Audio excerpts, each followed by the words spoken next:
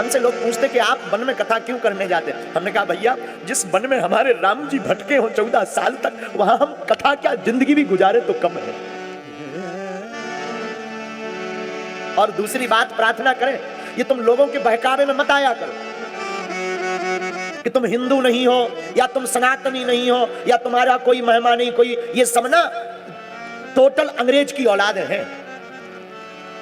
जो ऐसा तुमको समझाते हैं और सिखाते हैं। हमारी प्रार्थना है तुम मर जाना वनवासियों, लेकिन तुम्हारे वन का यह इतिहास है, माता सबरी, निषाद राज, कोल भील, इन्होंने जब तक साथ नहीं दिया तब तक राम जी जीते नहीं। हम तुमसे प्रार्थना करते, आज अगर तुम साथ नहीं दोगे तो भारत हिंदू राष्ट्र नहीं होगा।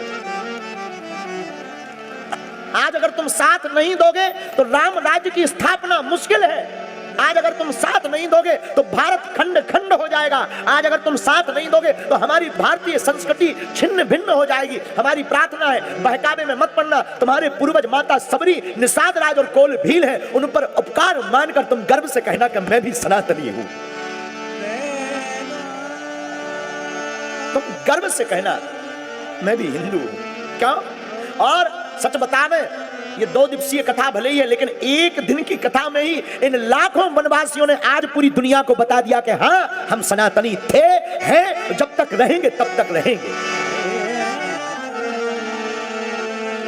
ये पूरी दुनिया में, और क्षमा करना, हम तो भारत के कथा व्यासों से भी प्रार्थना करेंगे, फ्लाइटों पर घूमने से सनातन धर्म नहीं बचना है। आओ कुछ दिन गुजारो जंगल में कथा करके। बड़े बड़े समृद्ध प्रदेशों में, बड़े बड़े अमीरों के शहरों में तुमने खूब कथा सुना ली। आओ कुछ दिन इन वनवासियों को गले लगा करके इन्हें कथा सुनाओ, इनको भी राम कथा के बारे में बताओ। और जितने भी न्यूज पर है ना, हमारी प्रार्थना है ये बात आप जरूर भेज दो। आप अगर हिंदू हो तो हमारी ये बात जरूर भेज दो। आपसे भी प्रार्थना है कि भारत के प्रत्येक संत और महंत को अब बड़े शहरों से ज्यादा वन में रहने वाले वनवासियों को अपनी तरफ से खर्च करके कथा सुनानी चाहिए। क्योंकि सनातन धर्म दिल्ली या मुंबई की कथा में कथा करने से नहीं बचना है। सनातन धर्म बालाघाट जैसे जंगल, जहां ईसाई मिशनरियों ने हमारे सनातन धर्म की जड़ें हिलाने का काम किया है, अब उन हलीउल्लाह बालों को उखाड़ कर फेंकने की बारी है। लोग हमसे कहते कि आप बड़ा उल्टा सीधा बोलते हैं। हम उल्टा सीधा नहीं बोलते हैं, हमारे अंदर राष्ट्र के प्रति पीड़ा है। लोगों को लगता कि हम विवादित बयान देते, लोगों को लगता कि हम धर्म द्वंद फैलाते। हम बिल्कुल भी विवादित नहीं, हम सब मजहबों को प्रणाम करते हैं, सबको सम्मान करते हैं, लेकिन सनातन का अपमान नहीं सह सकते हैं हम। लोगों को लगता कि हम विवादित हैं, और इसी विवाद के चक्कर में लोग हाई कोर्ट तक, हम भारत के पहले ऐसे कथा व्यास हैं जैसे हाई कोर्ट तक घसीटा जाता है। क्यों? क्योंकि इनकी नानियों को हम हलाने का काम कर रहे हैं। इसलिए हमारी प्रार्थना है भारत में सनातन संस्कृति के संरक्षण के लिए अब वन में रहने वाले प्रत्येक वनवासी को अपने द्वार पर झंडा लगाना चाहिए। जय बड़ा देव का नारा लगाते हुए हम श्री राम के हैं ऐसा जय घोष करना चाहिए। क्यों? क्योंकि हमारे आपके आराध्य प्रभु राम है, हमारी आपकी कुलमाता माता सबरी है, उनके अलावा कोई। हमारी प्रार्थना है, हम विवादित बयान न्यूज के लिए तो बिल्कुल भी नहीं, सबके प्रति हमारा सम्मान है। हम केवल और केवल इसलिए हमारे प्रति, हमारे अंदर राष्ट्र को जो हम देख पा रहे हैं, जो हमने अपनी चेतना से देखा कि 10 साल बाद यहां राम कथा कहना मुश्किल हो जाएगा भारत में। अगर ऐसे ही चलता रहा राम कथा नहीं कह पाएंगे, लेकिन हम होने नहीं देंगे। हम अब सब वनवासियों को इकट्ठा करके भारत में पुनः संस्कृति का प्रचार करवाएंगे। माता सबरी प्रभु राम की याद में, आहा, माता सबरी प्रभु श्री राम की याद में बड़ी डूबी है। माता सबरी ने प्रभु का इंतजार 10,000 वर्ष तक किया। तुमसे प्रार्थना करें, वनवासी हो तुम भी अपने घर पर भगवान राम को याद करके इंतजार करना। हमें भरोसा है उनको 10,000 साल बाद मिले। तुम्हारे घर पर प्रभु राम 10 साल बाद आएंगे, लेकिन किसी ना किसी रूप में आएंगे। सबरी माता कहती, मेरी झोपड़ी के भाग्य आज खुल जाएंगे, राम आएंगे। कौन आएगा? राम। मेरी झोपड़ी के भाग्य आज खुल जाएंगे, राम आएंगे, राम आएंगे, आएंगे राम। हाँ राम आएंगे आएंगे राम आएंगे, मेरी झोपड़ी के भाग आज खुल जाएंगे। राम जी माता सबरी के यहाँ 10,000 साल बाद गए। धन्य है माता सबरी का पुरुषार्थ, कितना ऊंचा पुरुषार्थ है माता सबरी का। गुरु आज्ञा को नहीं टाला माता सबरी ने। देखो क्षमा करना, गुरु के वचन कभी मिथ्या नहीं होते, जो गुरु कह देता है वो होकर के ही रहता है। एक बात और पागलो, गुरु पर उतना ही भरोसा करना चाहिए जितना हम लोग अपनी श्वास पर कर रहे, सांस पर नहीं, श्वास पर। सांस अलग है, श्वास अलग है। जितना हम लोग अपनी श्वास पर भरोसा करते हैं उतना ही हमें गुरु वचनों पर भरोसा करना चाहिए। क्यों? क्योंकि गुरु के वचनों को सत्य करने की जिम्मेदारी परमात्मा की होती है। और माता सबरी के जीवन में राम जी आए भी तो किसके कारण? बोलो किसके कारण? गुरु जी के कारण। लेकिन अब आजकल तो बड़ा उल्टा जमाना है, न ऐसे गुरु जी बचे न ऐसे चेला बचे, दोनों गायब होते दिखाई पड़ रहे हैं तो कम मात्रा में। बोलो सीताराम, बोलो सीताराम। अब आजकल तो ऐसे चेला हैं कि एक परसवाड़ा में चंगीलाल रहता है, यही परसवाड़ा में चंगीलाल। एक दिन चंगीलाल अपने गुरुजी से बोला, गुरुजी हमें दीक्षा लेनी है। गुरुजी बोले बेटा ले लो। अब दीक्षा दूसरे दिन हुई, चंगीलाल ने ली। लेने बैठा तो गुरुजी बोले अच्छा चंगीलाल एक बात बताओ, लिपे लिपे की दीक्षा लेनी है कि बिना लिपे की? तो चेला चंगीलाल बोला गुरुजी असली वाली दीक्षा कौन सी होती है? गुरुजी बोले बढ़िया वाली दीक्षा तो लिपे लिपे की होती है। अच्छा गुरुजी ये लिपे लिपे की दीक्षा क्या है? चंगीलाल बोला लिपे लिपे की दीक्षा क्या है? गुरुजी बोले बेटा गाय के गोबर से लीपा जाता है, उतने में ही दीक्षा दी जाती है, उसे लिपे लिपे की दीक्षा कहते हैं। गुरुजी फिर तो लिपे ही लिपे की दे दो। अब देखना जंगल का काम, परसवाड़ा है ही जंगल में, परसवाड़ा जंगल का काम गुरुजी ने कान में दिया मंत्र, उसी समय पीछे से काट लिया बिच्छू ने। बिच्छू ने काटा किसको? चंगीलाल को। 2 मिनट 3 मिनट बाद अब बिच्छू चढ़ो।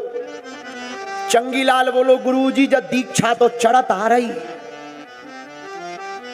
गुरुजी ने सोची हमने मंत्र पावरफुल दे दिया है तो उसका असर है। गुरुजी बोले हम साधारण गुरु थोड़ी हैं, बहुत पहुंचे हुए गुरु हैं। चेला बोलो जय हो। 10-15 मिनट भय, बिच्छू और तेज चढ़ो। चंगीलाल बोलो गुरुजी अब तो पांव फट रहा हो, पूरे शरीर में दीक्षा चढ़ गई। गुरुजी बोले का साधारण दीक्षा थोड़ी है, ऊंचे लेवल की दीक्षा है, मंत्र तुरंत काम करता है। चंगीलाल को तो अब असहनीय दर्द होने लगा। चंगीलाल बोलो गुरुजी अब तो जब दीक्षा निकालो बाहर, अब नहीं हम पे संभल रही है। गुरुजी बोले बेटा हमसे दीक्षा देवो तो आउते, निकालबो नहीं आउता। चंगीलाल बोलो गुरुजी अब तो तुमने मार लाओ। बोले कहे? अरे बोले दिमाग है खराब, पूरे शरीर में दीक्षा चढ़ गई, प्राण निकल रहे, इससे अच्छा तो दीक्षा ही ना लेते। गुरुजी बोले अब क्या है, अब तो दे ही दी। चंगीलाल ने आओ देखा ना ताओ 2.5 हाथ का डंडा उठाया। बोले दीक्षा निकाल रहे कि हम तुम्हारे खून निकालिए। गुरुजी बोले यार भाई बड़े कबाड़ी आदमी हो, गुरुजी से ऐसी बात करते हो, नरक जाओगे नरक? चंगीलाल बोले जो कल जात हो आज चले जाएं, मरने से तो अच्छा है नरक चले जाएं। लेकिन ये दर्द नहीं हम पे सहन हो रहा। बाद में फिर जब गुरुजी को किसी ने कहा कि यार ऐसा तो दीक्षा में होता नहीं है, अब हो क्या रहा? जब बाद में देखा तो कोने में बिच्छू भैया बैठे रहे हैं। तब किसी ने कहा भाई तुम्हें दीक्षा नहीं चढ़ी, बिच्छुआ चढ़ो। तो बताओ ऐसी भी दीक्षा होती है?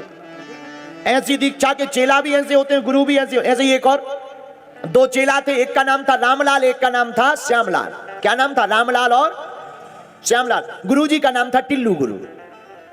गुरुजी कहां के? बालाघाट के।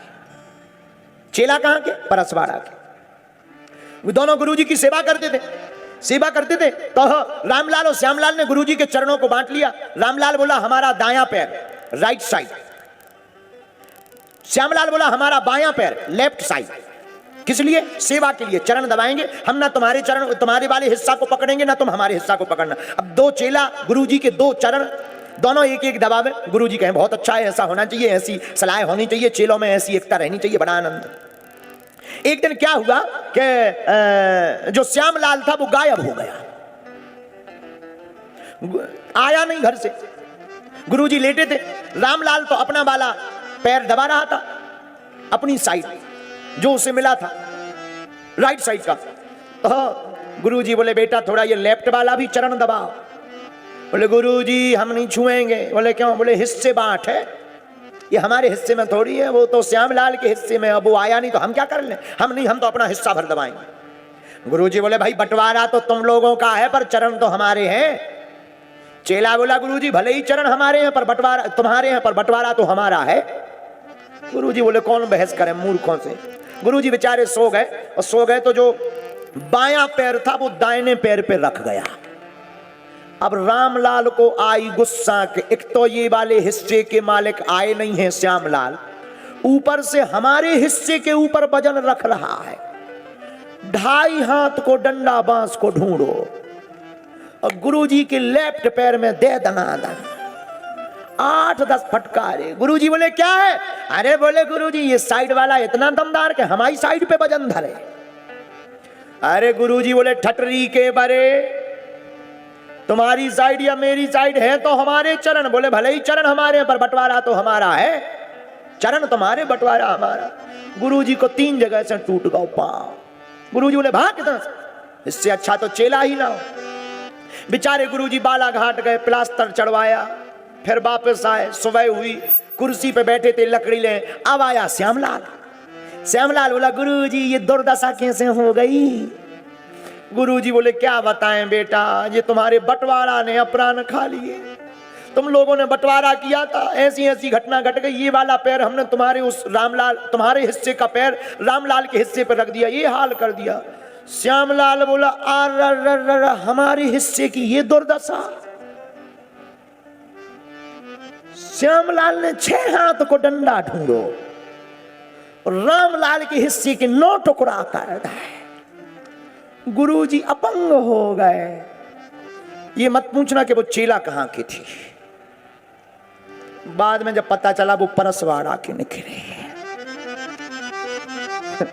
बताओ, ऐसे भी चेला होते हैं और कुछ ऐसे भी गुरु होते हैं। हम एक बात बोलते रहते हैं कथाओं में, लालची गुरु लोभी चेला चले नरक में ठेलम ठेला। और दूसरी बात भी हम बोलते हैं, कन फुक्का गुरु 1000 हैं, नहीं जिनको कछु ज्ञान, आपन तो नरके चले संग लिए जजमान। इसलिए हमारी प्रार्थना है गुरु ढूंढिए जानकर पानी पीजिए, गुरु ढूंढिए जानकर पानी पीजिए।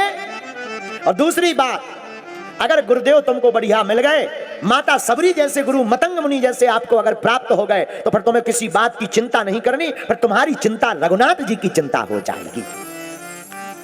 है?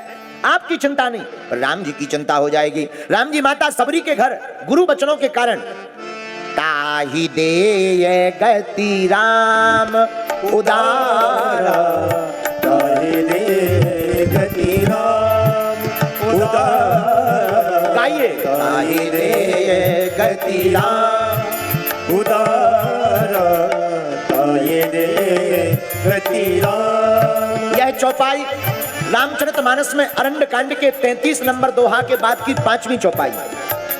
ताहि दे गति राम उदारा, ताहि दे गति राम उदारा, सबरी के आसम पधारा, सबरी के आसम पधारा, सबरी के आसम पधारा, सबरी के आसम पधारा, ताहि दे गति राम उदारा, ताहि दे गति राम उदारा, सबरी के आसम पधारा, सबरी के आसम पधारा। श्री राम जय राम जय जय राम, श्री राम जय राम जय जय। बोलो भैया, श्री राम जय राम जय जय राम, श्री राम जय राम जय जय राम, श्री राम जय राम जय जय राम, श्री राम जय राम जय जय राम। ताहि दे गति राम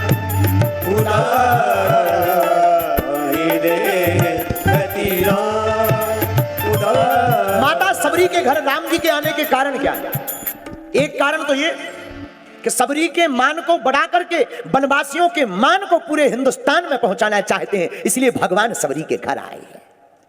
दूसरा कारण, एक कारण भर नहीं, दूसरा कारण है माता सबरी के घर पर राम जी का आने का दूसरा कारण क्या है? जो गुरु के प्रति विश्वास रखता है, कहीं उनका विश्वास टूट ना जाए, गुरु आज्ञा पर शिष्य और चेला और भक्त अडिग रहे, अटल रहे, इसलिए माता सबरी के घर पर राम जी आए हैं। तीसरा कारण, केवल दो कारण नहीं, अथवा तीसरा कारण, माता सबरी के घर पर राम जी इसलिए आए कि जिन वन में रहने वाले वनवासियों को पिछड़ा कहते थे, भगवान राम उनको अपने गले लगा करके पूरी दुनिया में अगड़ा बनाना चाहते हैं, इसलिए भगवान माता सबरी के घर। चौथा कारण क्या है? चौथा कारण माता सबरी के वन में, माता सबरी के घर आने का एक और, अथवा भगवान राम ये बताना चाहते पूरी दुनिया को कि केवल पुरुष भर महात्मा नहीं हो सकते, केवल पुरुष परमात्मा भर को नहीं पा सकते, मां रूपी भी कोई महात्मा हो सकती है और मां रूपी महात्मा भी परमात्मा को पा सकती है, इसलिए भगवान राम माता सबरी के घर पर आए। मां भी महात्मा हो सकती और महात्मा ही परमात्मा से मिला सकती है। बोलो सीताराम। सीताराम जोर से बोलो।